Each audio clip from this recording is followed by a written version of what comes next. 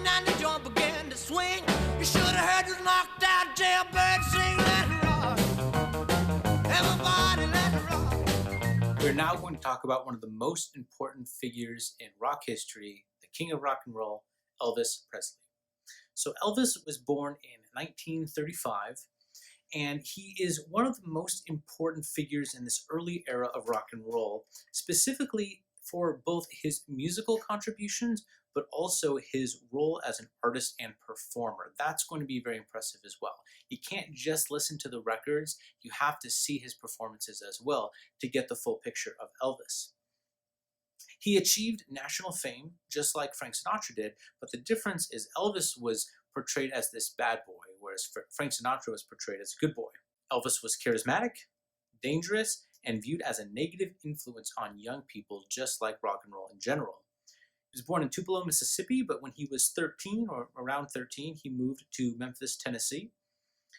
He discovered Sam Phillips Recording Service, which would be rebranded as Sun Records in 1952.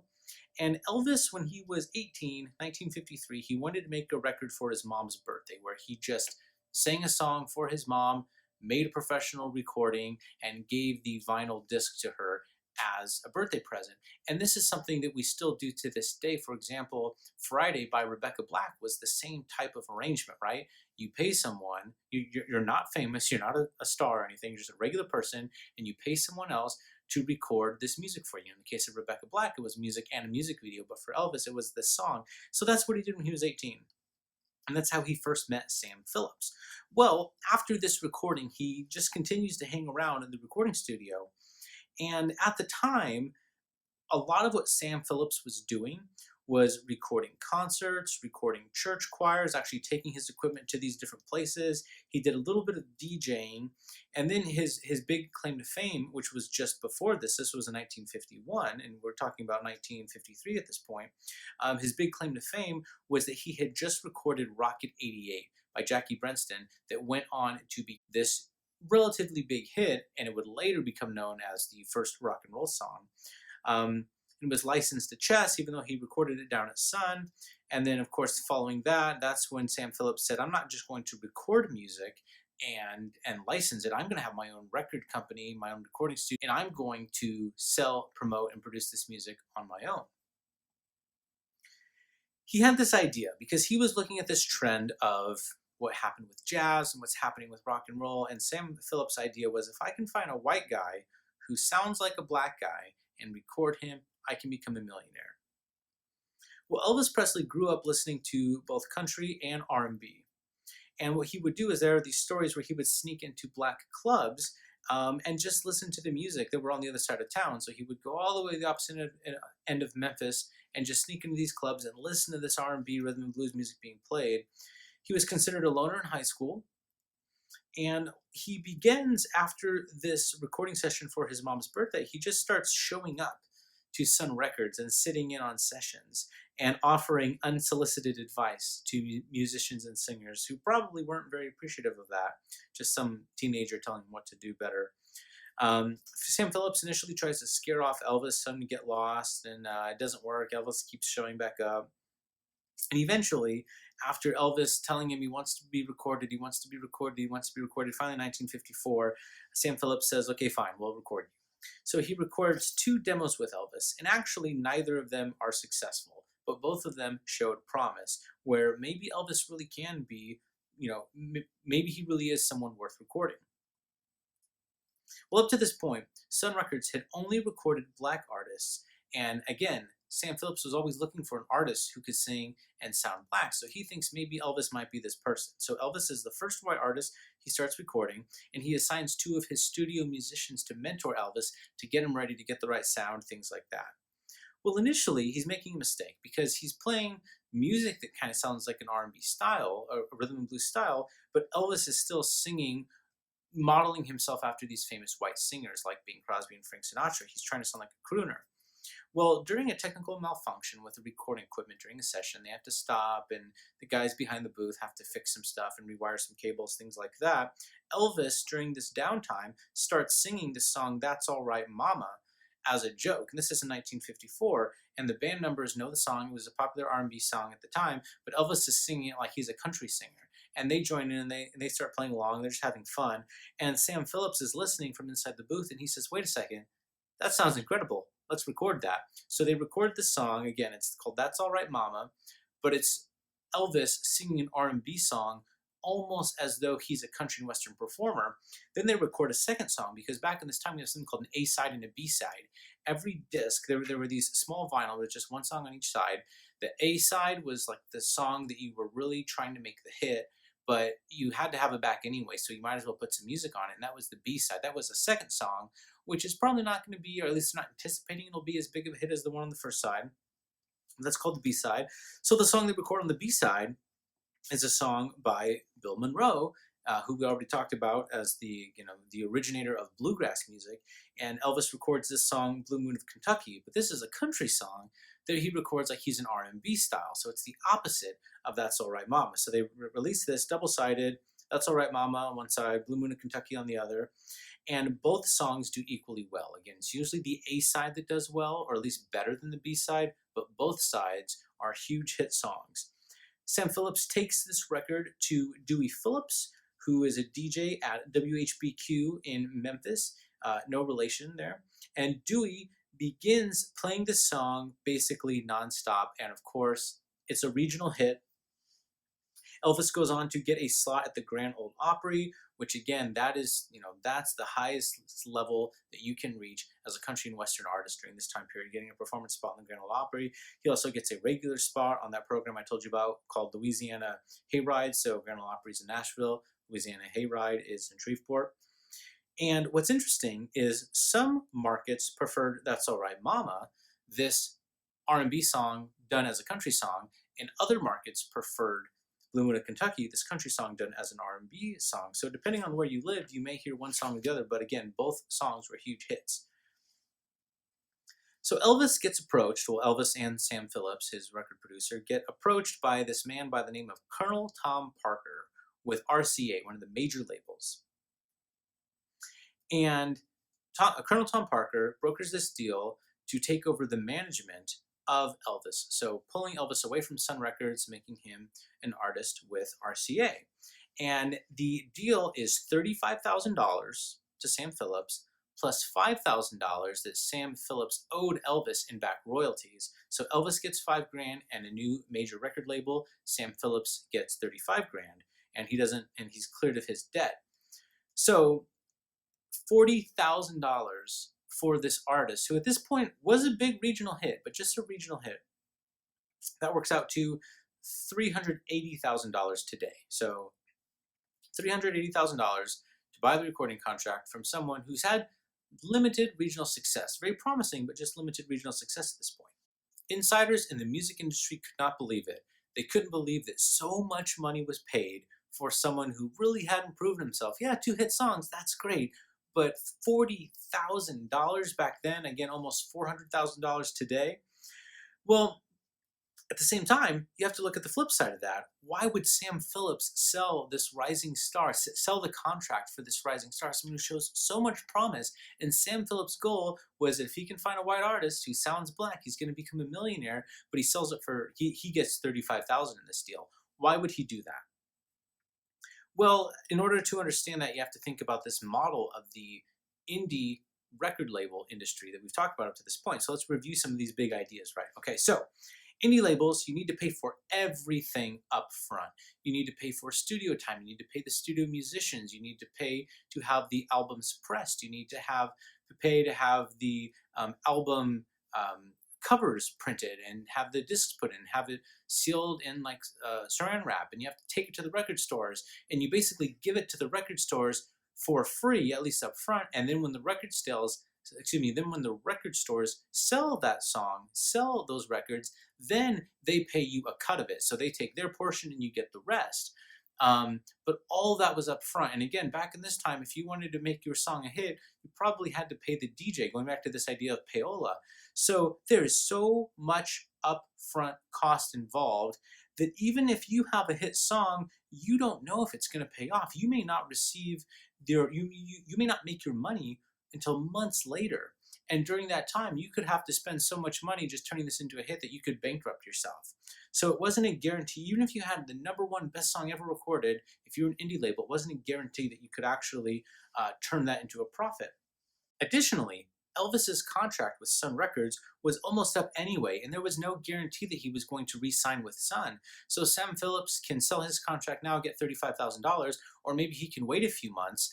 Elvis will choose not to re-sign with him because those major labels are already looking at him, and then Sam Phillips doesn't get anything, and he still owes Elvis $5,000. So he's in debt. It's either get $35,000 or pay $5,000. And at the time, again, $40,000, if you include what he owed Elvis, or just the $35,000 that he got, that was an outrageous sum of money at the time. Again, that's like today offering $400,000 for someone who's had like a song that was a pretty big hit on YouTube. You know, let's say 100,000 plays on YouTube. That's impressive. But for $400,000, that's a lot of money to pay for someone like that. But Sam Phillips chose an outrageously high number intentionally. And he tried to pick a number that was so high they wouldn't take it, because he had this this kind of hesitancy to sell the contract. He wasn't sure if he wanted to do it, so he said, you know what, I'm just going to pick a really high number, pick a number that's so high that I don't think they'll go for it, and that way I'll get to keep the contract. But hey, who knows? Maybe they'll actually offer to pay it.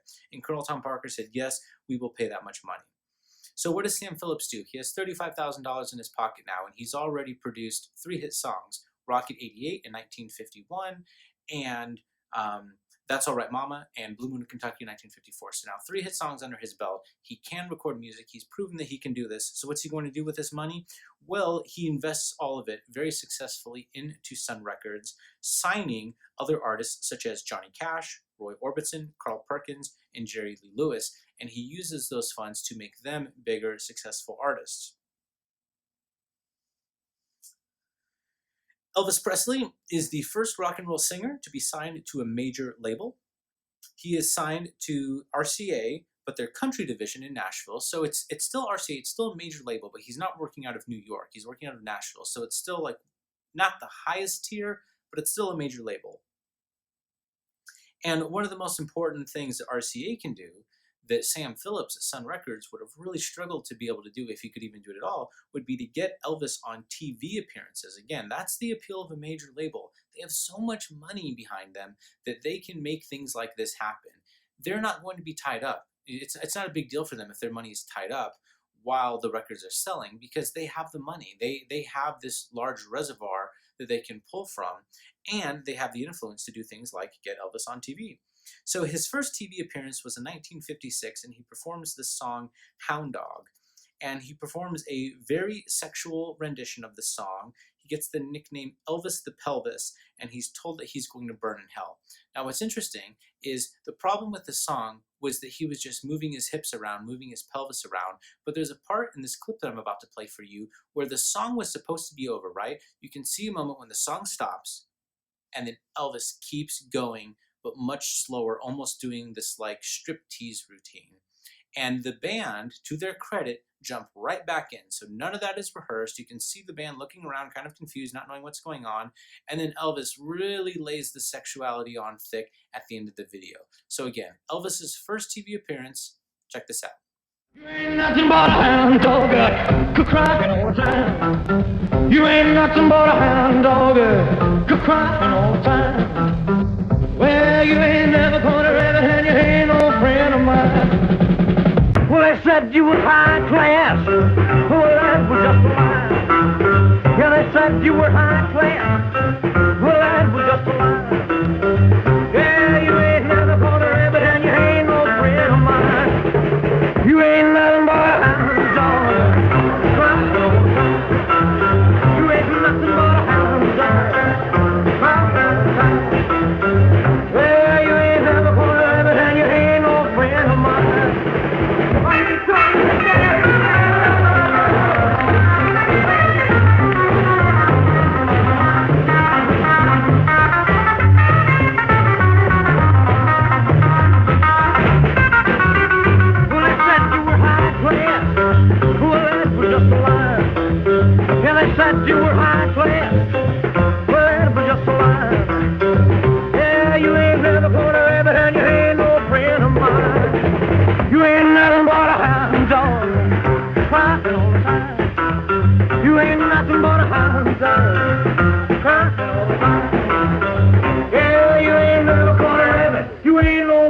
mine.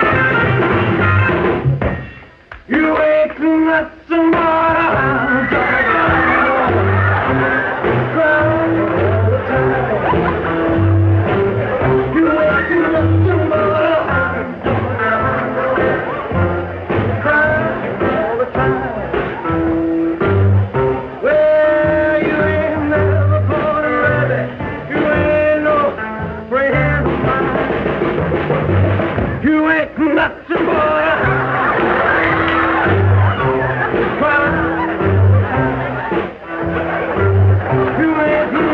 but a hound dog.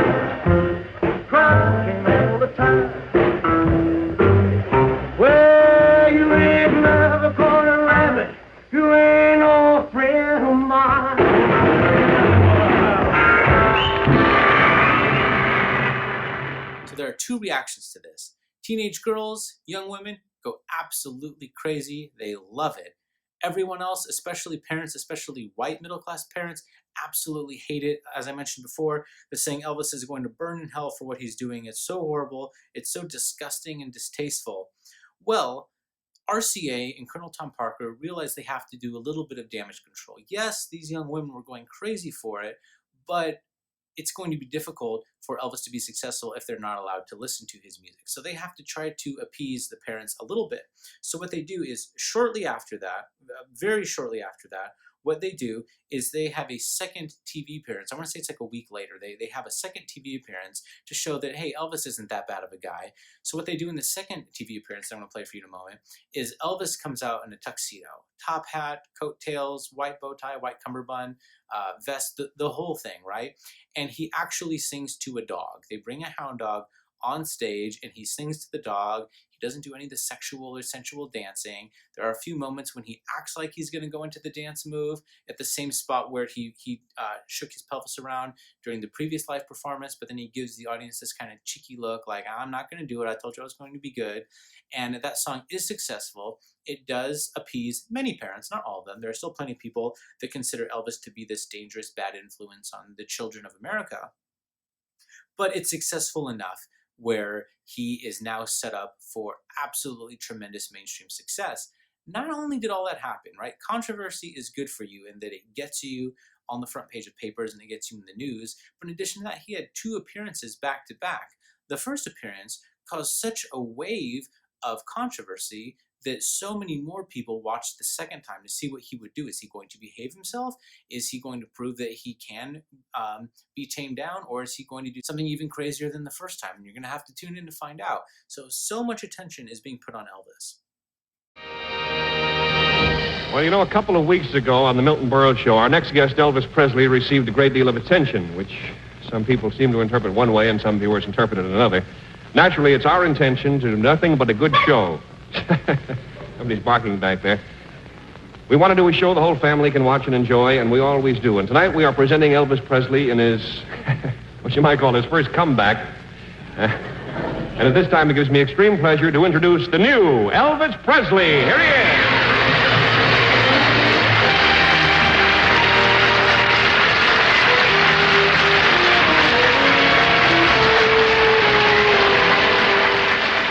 Well, Elvis, you're certainly being a real good sport about the whole thing, and now I have a little surprise for you. Gene, can I have it?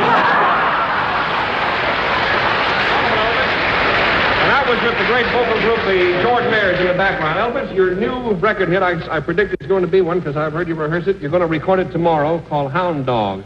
I got you a very cute little hound dog right here. And away you go. Who's that?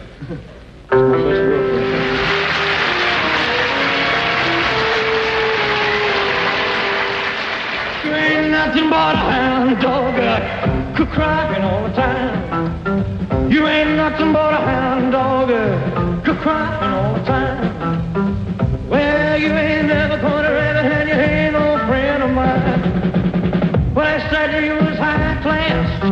Well, that was just a lie. Yeah, they said you was high class. Well, that was just a lie. Yeah, you ain't never gonna rabbit and you ain't no friend of mine. You ain't nothing but a hound dog, crying all the time. You ain't nothing but a hound dog, crying all the time. You You ain't never caught a rabbit. You ain't no friend of mine. You ain't nothing but a...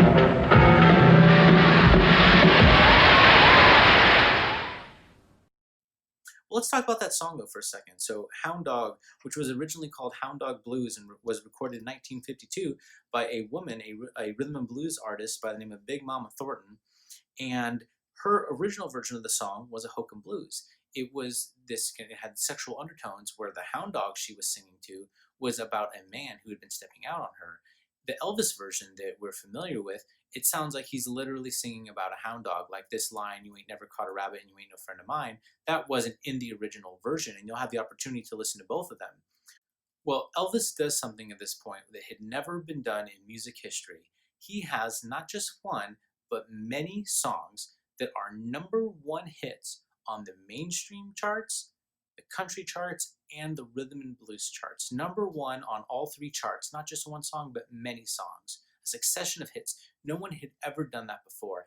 And that's why Elvis is considered the king of rock and roll. Finally, we're using this term completely rock and roll. Before it was rhythm and blues, slowly transitioning to rock and roll. Well, now rock and roll has arrived because Elvis has been able to successfully take the 3 biggest genres in America, mainstream pop, country and western, and rhythm and blues, and combine them into one performance, in addition to his ability to combine those styles so that people that like each of those genres are going to be interested in his music. He's also an amazing singer and this amazing performer, bit of a controversial performer, which is getting him even more recognition from the media.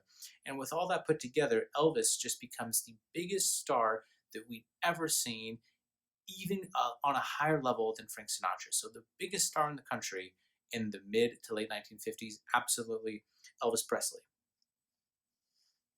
Well, what happens is just like we saw with Frank Sinatra. Frank Sinatra was successful, and then all these other labels felt that they needed to have a version of Frank Sinatra. Well, the same thing happens again. The other labels see RCA's success and decide that they need an Elvis. And at this point, we have all the other major labels trying to get someone who sounds and looks like Elvis. And it's at this moment that rock and roll really becomes the mainstream genre. It's no longer a version of rhythm and blues. It's its own genre, and it's dominating all the charts, but most importantly, the mainstream charts, because that's where the most money and most influence is. A few things to keep in mind, talking about this idea of a song stylist way back in the first video. Elvis never wrote any of his own songs, but he knew how to choose the right song for him. That's what really set him apart. He wasn't just letting other producers choose his music. He was choosing music, and he knew how to listen to 100 different songs that were being considered and choose the one that would be the perfect match for his voice and for his audience and his fans, things of that nature. In his agreement, in his contract with Colonel Tom Parker, it was said that Colonel Tom Parker is going to stay out of the music end, Elvis has complete artistic control, and Elvis is going to stay out of the business end. He's going to do what Tom Parker says to do, but he's going to get to record the music exactly how he wants to do it. Now, at that time, some people were viewing Elvis as this dumb yet attractive singer, but that's not really true at all, because Elvis did have a great musical sense, great business sense. He aligned himself with people who would encourage him to do what he was the best at, but could also help him in areas where he knew that other people were better than he was, such as business management. So Elvis was actually a very bright person, even though he had this sort of public perception by some as being kind of dumb. Well, that first dual-sided disc with That's All Right Mama and Blue Moon of Kentucky, followed by these big hits, Hound Dog, Jailhouse Rock, many other hits, boom, boom, boom, they keep happening, they keep happening. Elvis is becoming more and more famous. Then, in 1958, Elvis enlists in the army to go fight in the Korean War. At the height of his fame, Elvis, at 23 years old, enlists in the army. This was an act of patriotism, a desire to serve his country, and that's exactly what he does. So from that point on, Elvis is going to be gone for a few years, and we are not going to have any new recordings by Elvis because he really is overseas in the army. We'll have to see how that plays out. We're going to return to this idea in the next video lecture to see how that affects the music industry. But let's talk about rockabilly in the wake of Elvis. So rockabilly is this term. It's a crossover between rock and roll and hillbilly. Hillbilly just referring to country. So think of rockabilly as a blend of rock and country. Now, rock is already a blend of country and western, rhythm and blues, and mainstream pop, but it's rock mixed with hillbilly, rockabilly. There is one performer today, he's actually been performing for 20 or 30 years now, but he's still considered kind of the only high-profile rockabilly performer still left. His name is Brian Setzer. So before Elvis, the biggest hits in rhythm and blues or rock, which we're going to kind of classify in this rockabilly genre, were Chuck Berry, Little Richard, Fats Domino, and Bill Haley. Well, Elvis gets the support of a major label and is able to take over all three charts. And so now let's shift our focus to on what happens in the wake of Elvis or after Elvis's initial success. Well, as I mentioned already, Sam Phillips of Sun Records has success with a few artists. So Carl Perkins with the song Blue Suede Shoes from 1956. A lot of people think of that as an Elvis song, and Elvis does have a famous cover, but it was originally written by Carl Perkins. Carl Perkins, on his way to a TV promotion, though, he was injured in a car accident and could not perform for 6 weeks. And that 6 weeks of being unable to promote his music really prevented him from achieving this mainstream success like he would have received. All four of these artists I'm going to talk about, though, including Carl Perkins, I just want to point out, are all white. And that's noteworthy in that before Elvis, Sam Phillips had only worked with African Americans. Then he has this breakthrough success with Elvis, and now he's going to work with all these white artists. So Carl Perkins, even though because of this car accident, he never became as big a hit as perhaps he could have been had he continued promoting his, this big hit record throughout, he still is very influential on a lot of people, including the Beatles. So in the early days of the Beatles, they all had stage names. Paul McCartney was Paul Ramone, John Lennon was Long John Lennon, Richard Starkey was Ringo Starr. That's the only name that actually stuck. And George Harrison was actually Carl Harrison after Carl Perkins. That's how important he was. The Beatles covered a lot of Carl Perkins songs, and George Harrison, even for a very brief time period, took on his name as part of his stage name. We have Johnny Cash with hits such as Folsom Prison Blues from 1955, I Walk the Line from 1956, and I want to take a moment to just talk about the subject matter of the song Folsom Prison Blues, because this is going to be something that we return to in the 1980s and 1990s when we get into gangster rap. But that is just the subject matter, the lyrical content of these songs. So Johnny Cash, yes, he's within rockabilly, but he's also part of this, he's classified under this other subgenre called outlaw country. And the words of Folsom Prison Blues are about someone who killed a man in Reno, Nevada, just to watch him die. And that's actually the words, that he shot someone just to watch him die, and he's going off to prison, and you know what? He deserves to be there. That's what the song is about, killing someone. There are also songs by other artists such as Willie Nelson about you have a wife who cheats on you, so you kill her and you kill the man she was cheating with.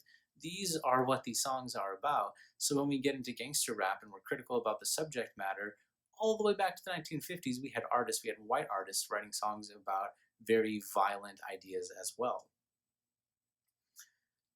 Johnny Cash is one of the first country pop crossovers, so that's not one we've seen. We've talked about country and rhythm and blues. We've talked about mainstream pop and rhythm and blues crossing over quite a bit up to this point, and we've talked about Elvis, who hit all three of them, but Johnny Cash was performing songs that were only intended to be on the country western charts, but that actually crossed over to the mainstream pop charts as well. We do have a country pop example of a cover, which was Bob Wills and his Texas Playboys had this song we talked about earlier called San Antonio Rose, but that was covered by Bing Crosby. Whereas with Johnny Cash, this is different. This is a crossover, not a cover, because it's the original version, the Johnny Cash version, that's appearing on both the mainstream pop charts and the country and western charts. We have another artist by the name of Jerry Lee Lewis with some songs such as 1957's Whole Lot of Shakin' Going On and Great Balls of Fire, also 1957. Jerry Lee Lewis is another one of these wild singer-pianist acts, kind of like Little Richard, the fundamental difference being that Jerry Lee Lewis is white and Little Richard is black.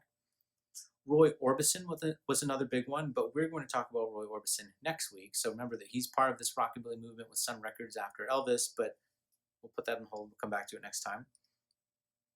We have a few others, though. Gene Vincent with the song Bebopalula, 1956. Now, he wasn't with Sun Records. He was with Capitol Records. But as I mentioned, like with Frank Sinatra, Elvis Presley was famous. All these other major labels had to get an Elvis-type singer. They get this guy, Gene Vincent. Another one that comes from Liberty Records was called Eddie Cochran with his songs 20 Flight Rock from 1956 and Summertime Blues 1958, which has been covered by Alan Jackson, Garth Brooks, a lot of other famous artists since then. And that one was recorded in Gold Star Studios, which you'll want to remember for next week. Gold Star Studios, we're going to come back to that. There was a film that came out in 1956. It was a huge hit, specifically in the UK, and it was called The Girl Can't Help It, and that movie actually featured performances by both Gene Vincent and Eddie Cochran. We also have some women. Rockabilly wasn't limited to men, and the general thought from the music industry was, hey, if Elvis can make money, maybe a girl version of Elvis can make money. So not only are they trying to find other men who are basically copies of Elvis, but now they're trying to find the female version of Elvis as well. We have someone by the name of Janice Martin, who has a song from 1956 called Drugstore Rock and Roll, which is a specific attempt to appeal to teens, because drugstores is where they would all hang out.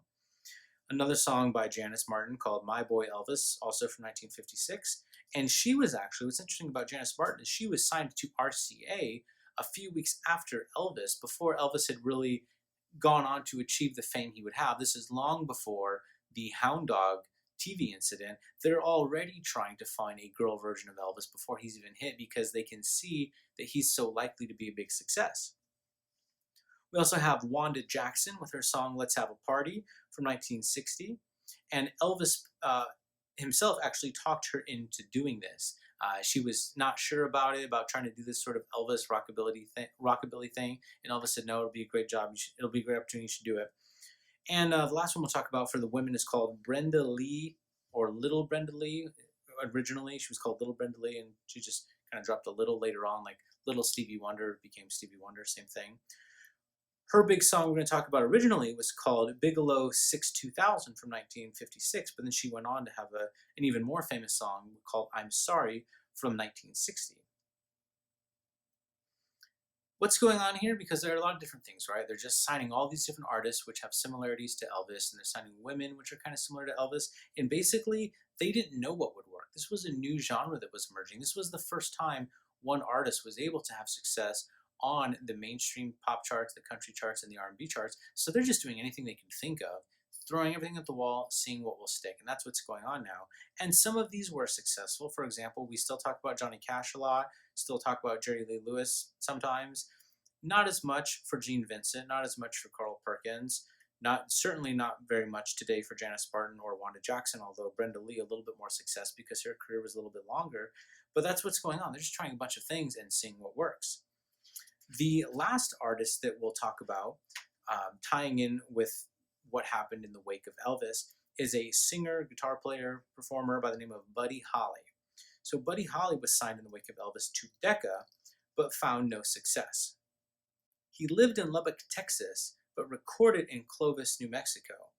Now, these two cities were about an hour apart, but because of the time zone difference, what they would try to do is they would try to drive as fast as they can to get there before they left, in terms of what the clock looks like because of the time change. So it's an hour drive, but it's also an hour time difference. So if they can get there in less than an hour, and sometimes they would drive like 75, 80, even 90 miles an hour to try to do this, but this was something that they did for fun. Now, Buddy Holly was actually signed to two different Decca subsidiaries. So Decca's the major company, and they own these two smaller record companies. And what they did is they hired Buddy Holly to two of them. He was using his own name, Buddy Holly, under Coral, which was one of the smaller record labels that belonged to Decca.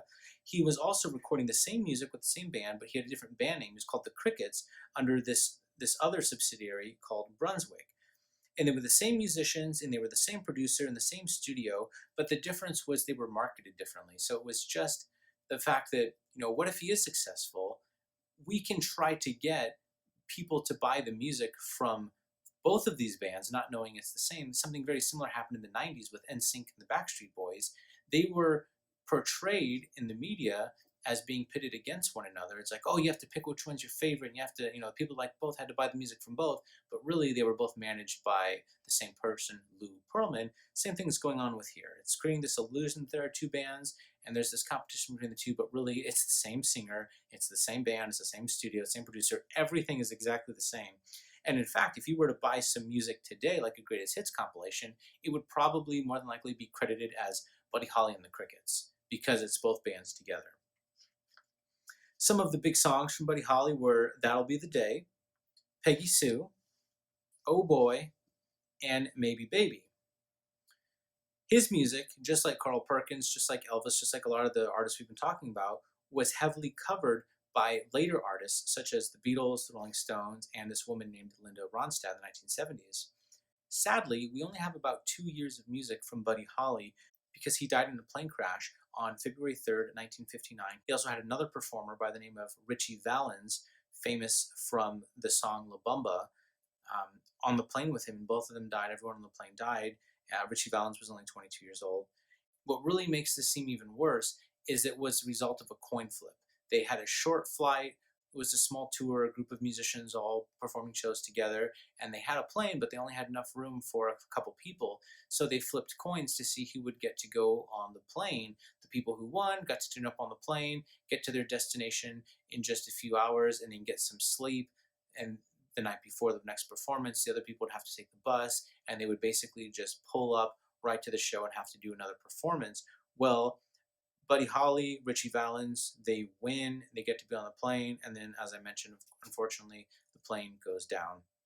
Which leads us to the final topic of this unit, final topic of Unit 1, which is referred to as the day the music died, and that's what we'll talk about in the next video.